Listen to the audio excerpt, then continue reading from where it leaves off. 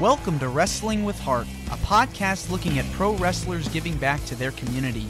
Join me, Stanley Carr, as I interview wrestling's hottest names who use their platforms as entertainers to raise awareness and do community service. Hello, and welcome to another edition of Wrestling with Heart. This is the show where we talk with professional wrestlers and professional wrestling personalities about their lives in and outside of the ring. And with me today, I've got a very special guest. He is the founder and owner of Hamin Media Group. Ben Hamin brings his decades of experience in pro wrestling to channel attitude, and he has perfected his craft working with OVW during a high point in the company's history, becoming one of the most controversial wrestlers on the independent scene. With a mind that tackles conspiracy theories and a mouth that may make you laugh or cry, you are sure to be either offended or red-pilled by the master of the $5 face slap. Ben, welcome to Wrestling with Heart. Yes, rise and praise you, Stanley Carr. That's right. Hacker Hamin has invaded the airwaves, and he's aiming straight for your heart out there, infidels. So rise and praise the one true Saladin Ben Hamin. YOLO. All right. So good to be here, man. Good to be here with you. All right, let's get into it. It's my pleasure. Yeah, so tell me about your upbringing in childhood.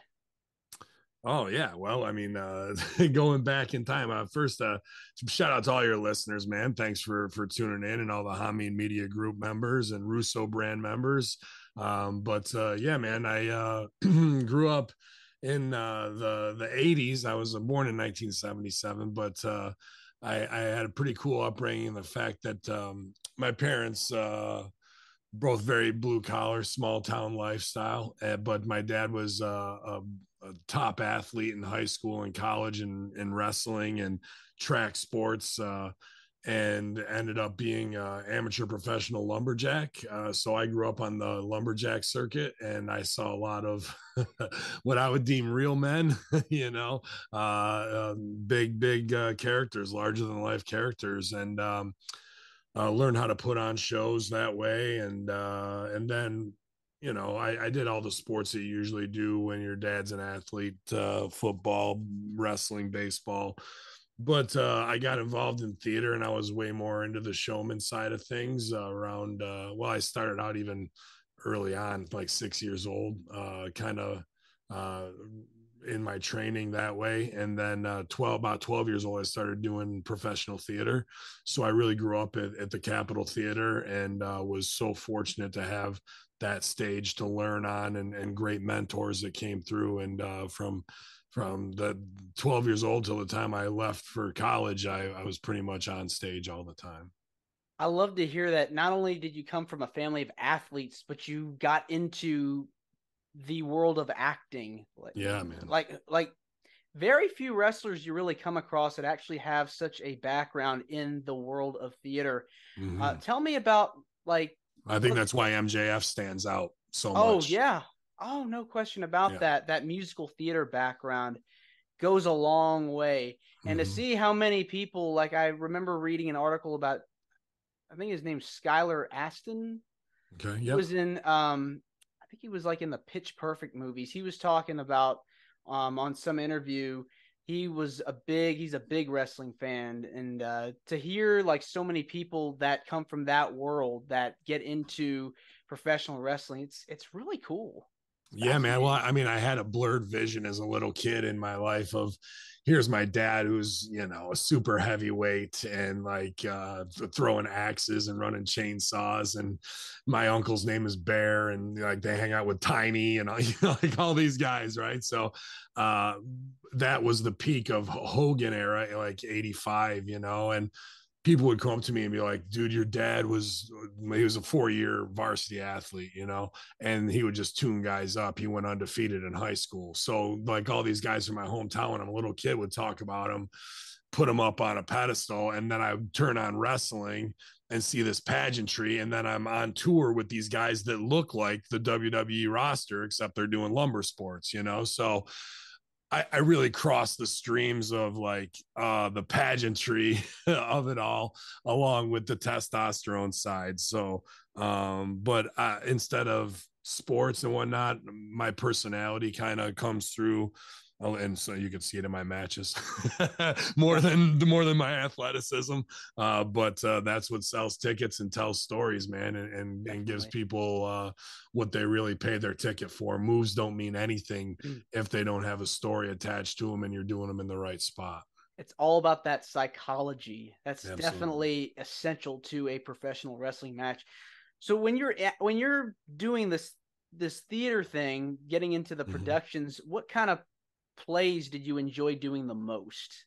Yeah, well, I mean, it's limited at that time in the early 90s to mid 90s of what people are going to pay for in summer stage, you know. So you're just doing all the standards from Rogers and Hammerstein. I mean, from Oliver to Little Shop of Horrors, Fiddler on the Roof, Hello Dolly, Damn Yankees, Guys and Dolls. I mean, the list, and I've done these shows multiple times in multiple cities. So I mean, it's a great time, and also doing all of like the vocal competitions on the East Coast or making all Eastern things like that.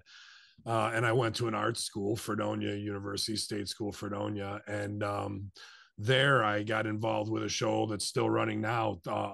We just had our 25th anniversary called Random Acts, and it was one of the first cast members there, and that show has taken people to Second City, and really the most famous alumni is Nice Peter from Epic Rap Battles of History. Hmm. Has over 4 billion views on YouTube. So I mean, he's rap with Snoop Dogg and everybody in between, and there's plenty of other people that generationally that have done wonderful out of that show.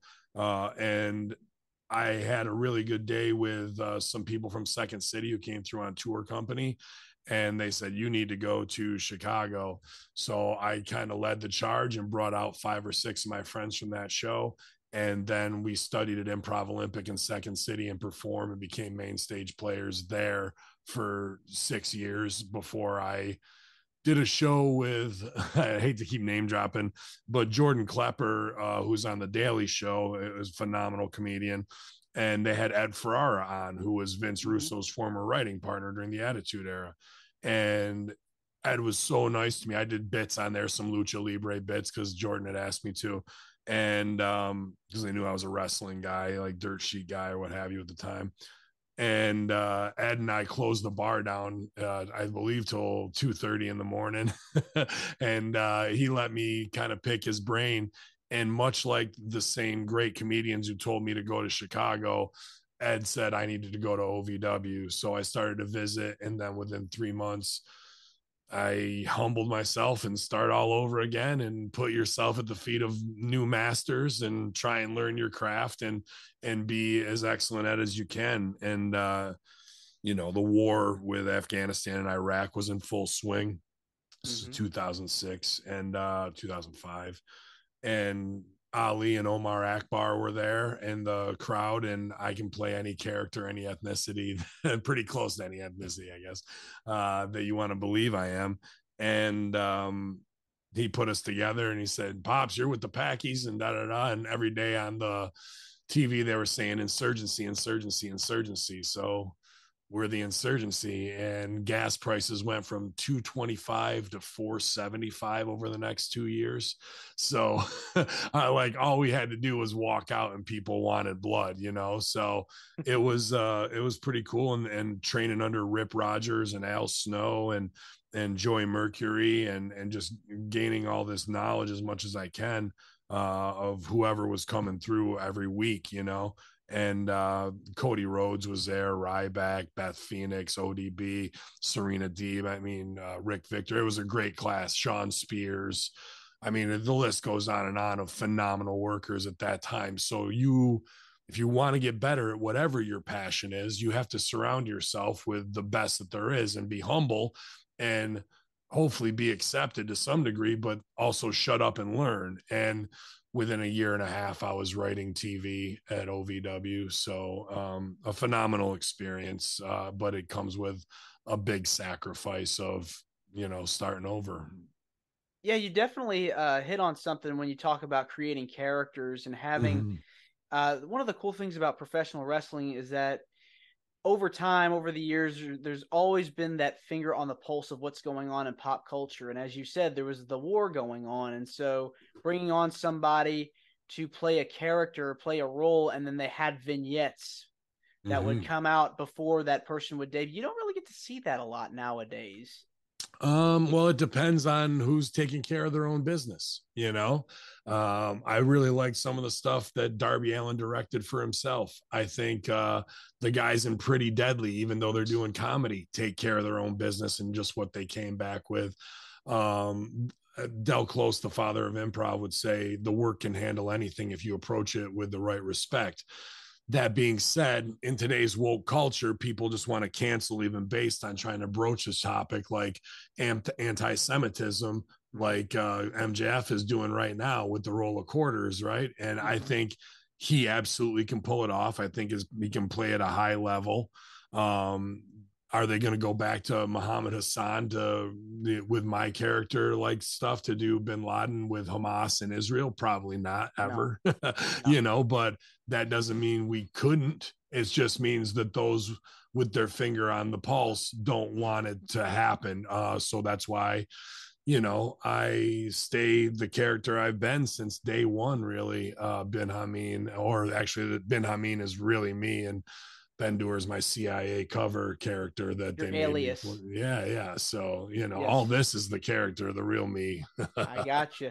I But got you. like that pays respects to 9/11 victims. Even people might say I get cheap heat. Well, is believing a fake official story a better way to move on with your life and do a hashtag and put a magnet on your car, or is really looking at it and touching the bruise, that the touching the open wound that will never heal, the better remedy? Because you're not going to see bin Laden get killed. You will see me get beat in the ring, and that helps ease some PTSD at the end of the day. But we got to get heat before Oh we yeah. can before we can pay that off.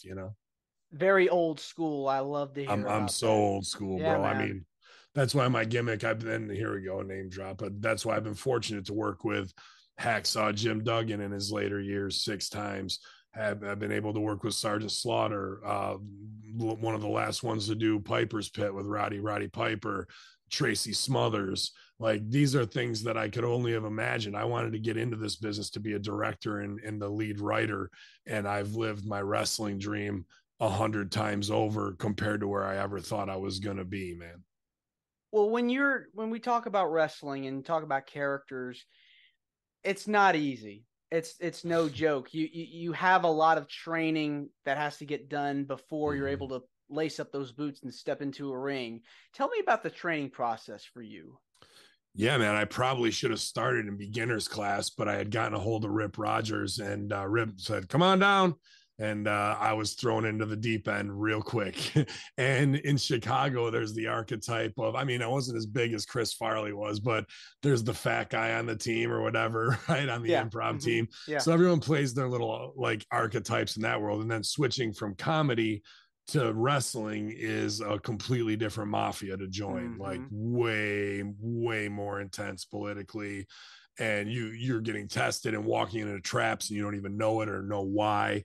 So you have to have somebody to smarten you up. And thankfully, Jamin Olivencia, who's much younger than me, was a big mentor in that keeping my eyes open of shut up and don't say nothing right now, and then you Right. see how it goes for people who do make the mistakes, and then I'm not going to do that. So that's just part of the hazing process of the carny side of this business, I guess. But sorry, I don't want to go off track. My training was with Rip, and at that time Rip's class was filled with a lot of people wanting to live their dreams who were non-contract, who were trying to get signed, and people who were intermediate or had been released and coming back to try and get over. So you had some really good wrestlers training with Rip, and then you had complete buffoons like me or the announcers or the referees. But at OVW, it don't matter.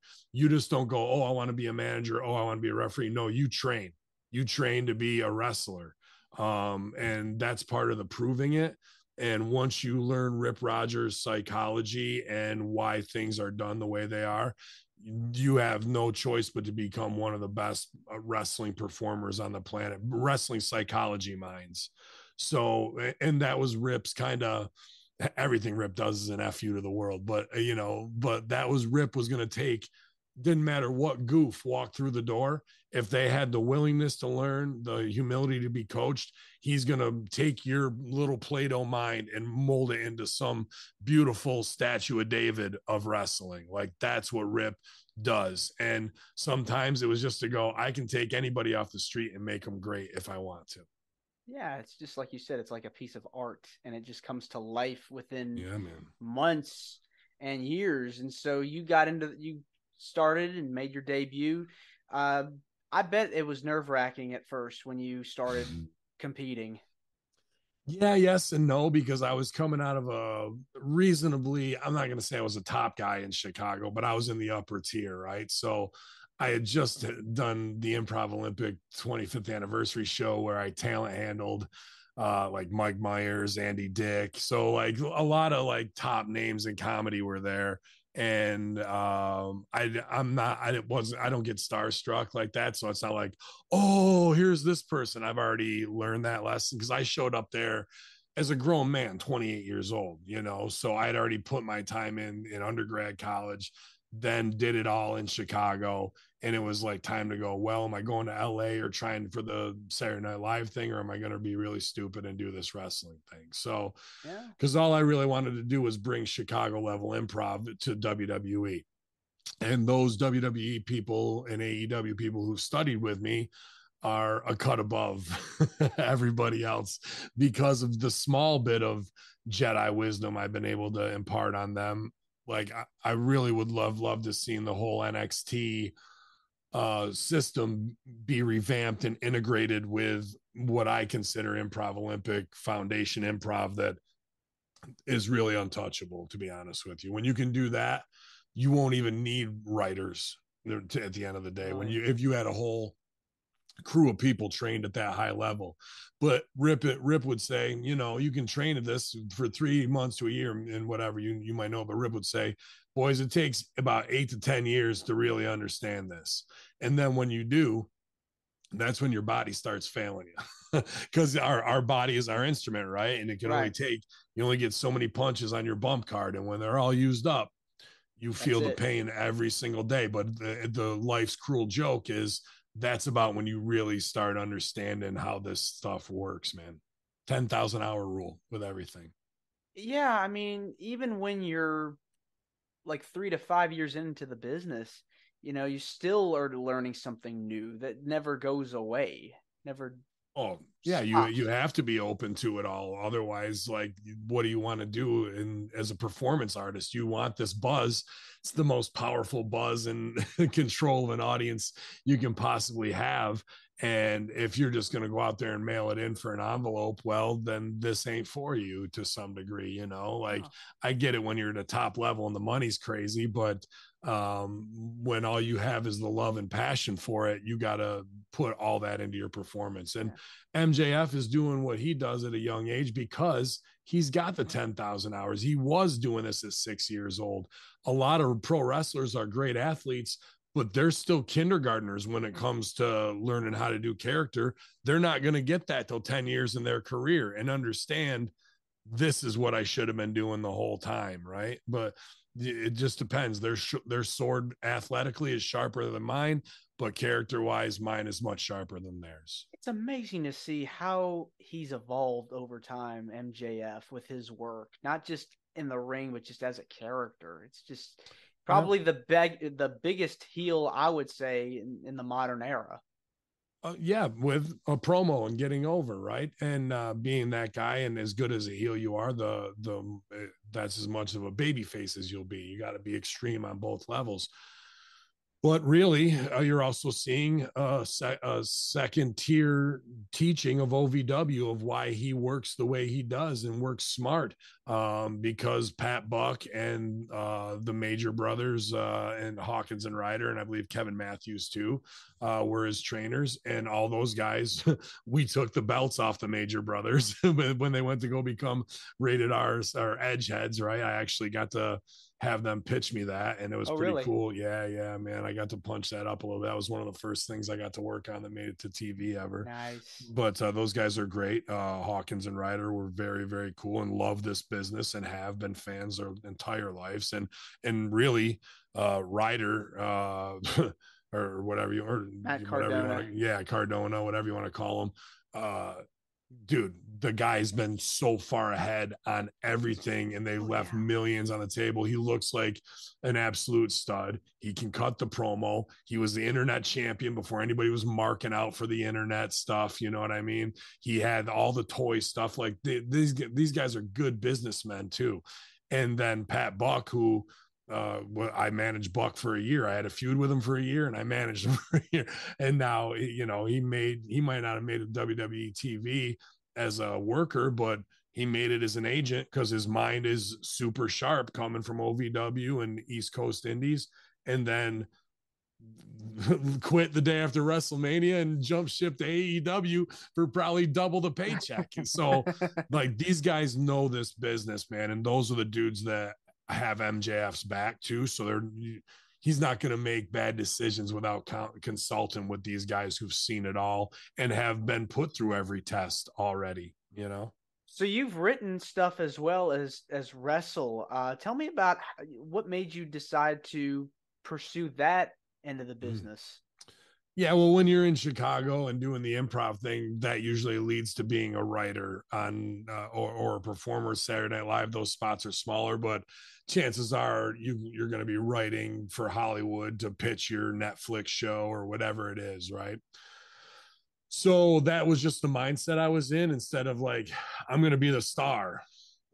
But a lot of times, I guess my own ego maybe has driven it that way, or the opportunity to help others and shine and create good stories for the crowd.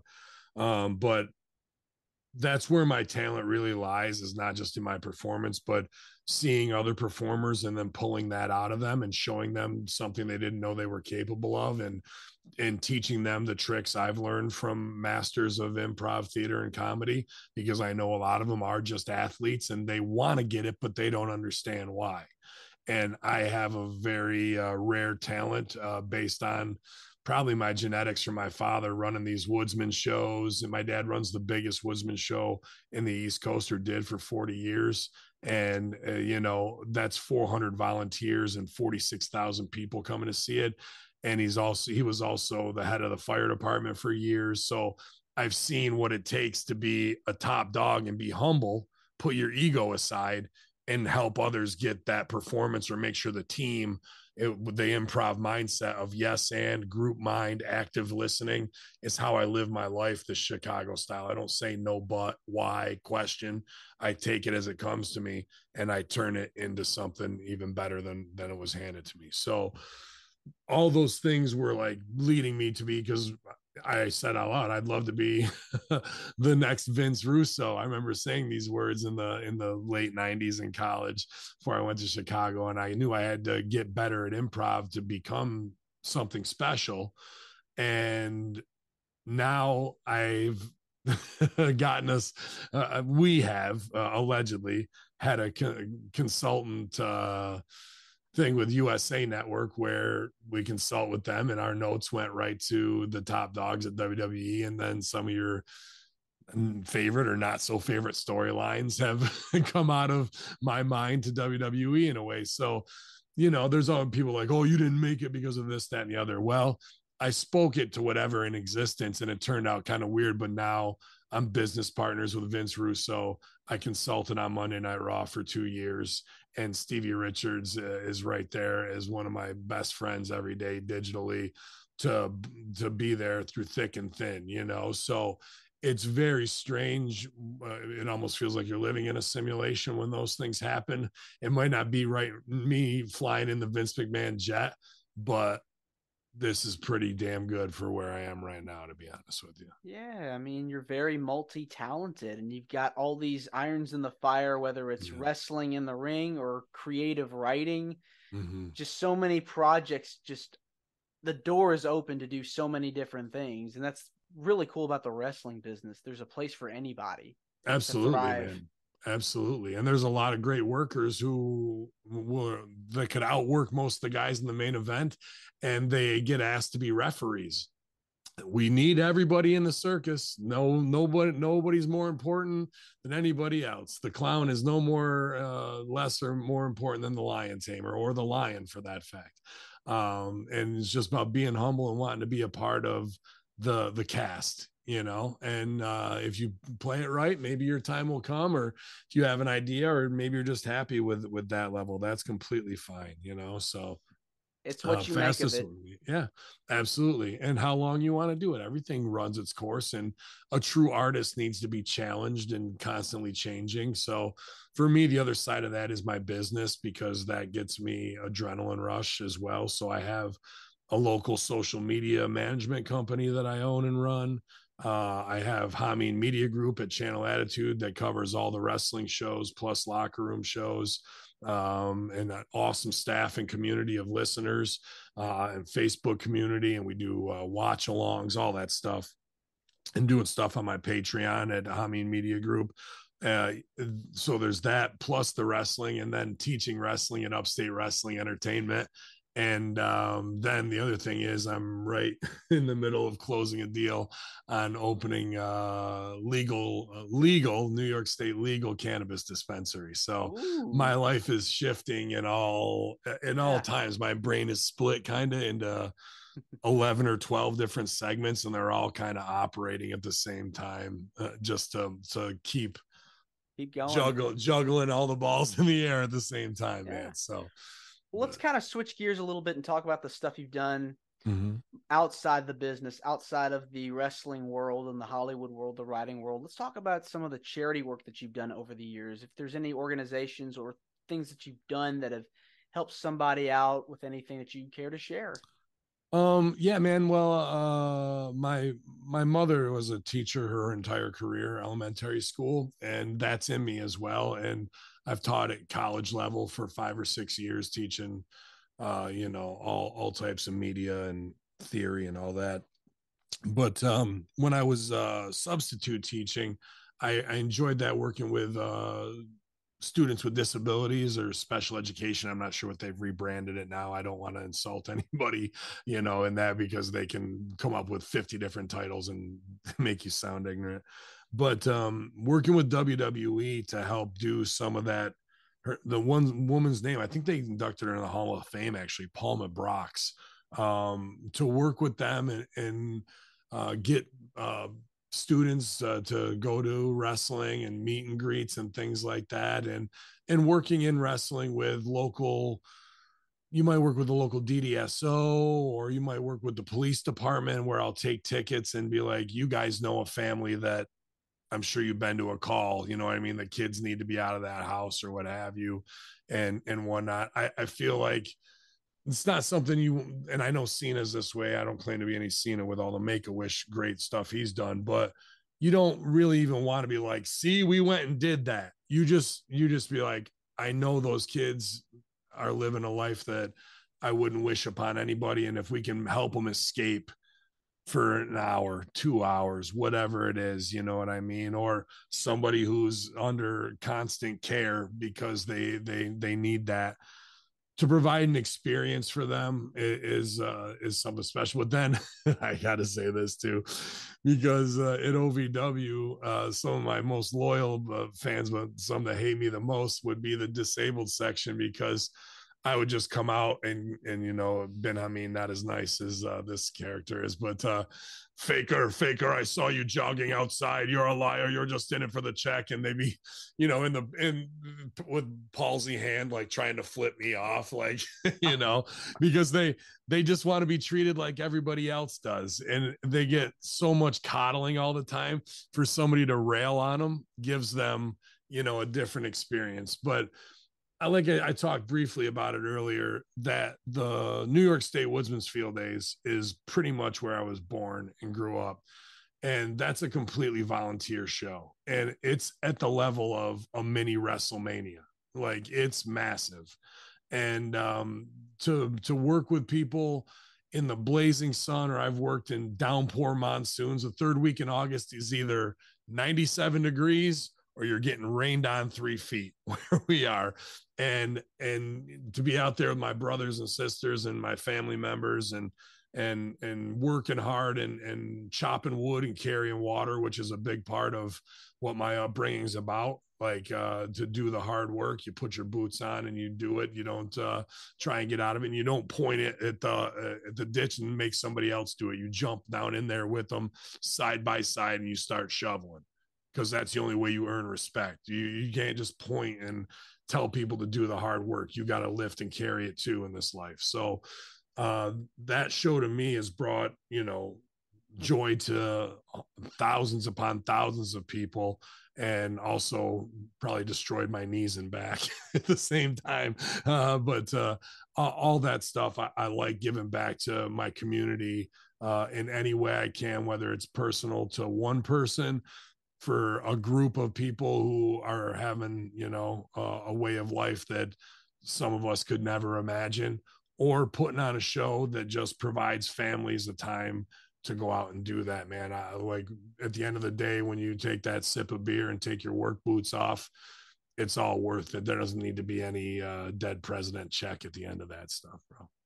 I like to hear that. It's always good. Even like you said, take the work boots off, and it's your knees and back are killing you, but it's a very small price to pay for Yeah. the entertainment. And all we get is what, like, they color code a lot of people there, and they all have their pride. Like, the timers are yellow shirts, security's red shirts. But on the track where I work, on the main, where the chainsaws and axes are flying, with my crew and managing that crew, it's the green shirts. And that is kind of the, I don't want to say the highest. I don't want to put nobody above everybody else, because it's all volunteers, and they're all doing from the bottom of their heart, and giving their time. But when you're a green shirt, you're moving about 40,000 tons of wood over 2 days. Wow. And yeah, it's serious business of, like, you're going to break your back. And when you go home with that green shirt, that a t-shirt becomes a thing of pride based on the effort you put in alongside your brothers and sisters doing that. And nobody can take that sense of accomplishment away from you. And there's no price that you can put on it, really. No. So, and everybody, I hope you have something like that in your life. And if you don't, I'm sure there's something in your community to get involved with. And it doesn't matter if it's little league, or people throwing axes, or even your local independent wrestling organization, because you're probably a fan if you're listening to this show right now. Yeah. Well, I just want to say, Ben, thank you for coming on to Wrestling with Heart. It means a lot to me and the listeners and viewers. You plugged it earlier, but just in case they didn't hear it, where can people find you on social media? Yeah, if you're a Twitter or X lover, I guess, at bin_Hamin, and at Hamin Media Group is the social media teams putting out all our clips there. And Hacker Hamin on Instagram if you want to see that, and Bin Hamin on YouTube. And there's all the $5 face slap videos on there. So if you want to experience it for yourself, bring $5 to a show, and I'll slap you across your moron mouth and get you motivated in life. And you can go viral with Hacker Hamin. The best place to go is channelattitude.com, you guys, and check out everything we got going. $5 a month, Hamin Media Group, all the shows, all the breakdowns, and just having a great time with that community over there. So join us, won't you? But yeah, man, I usually don't do a ton of shows like this anymore, because my time is crazy. But the stars aligned, and I hope that you had a good time. I definitely Yeah. did. Look forward to hearing from your audience as well, man. Thank you. I appreciate it. And you're more than welcome to come back. Oh yeah, a lot, dude. Yeah, we'll see. I'm at about 110 hours a week right now for Yeah. business. So Sure. as things, check in with me, man. Maybe this spring around WrestleMania time, we'll have some fun and do something along that. Yeah, Man. we'll reconnect. All right. Well, I Sounds appreciate good. it. Yes, Yeah. we will connect, infidels. That's right. Get your verbal face slap. Cameo.com/Ben Hamin. ProWrestlingTees.com/Ben Hamin. You've just been crushed by the one true Saladin. YOLO. All right. Ben, thanks again. Yes. This is Wrestling with Heart. I hope you found this podcast to be informative and entertaining. If you did, please hit the subscribe button and look out for the next edition.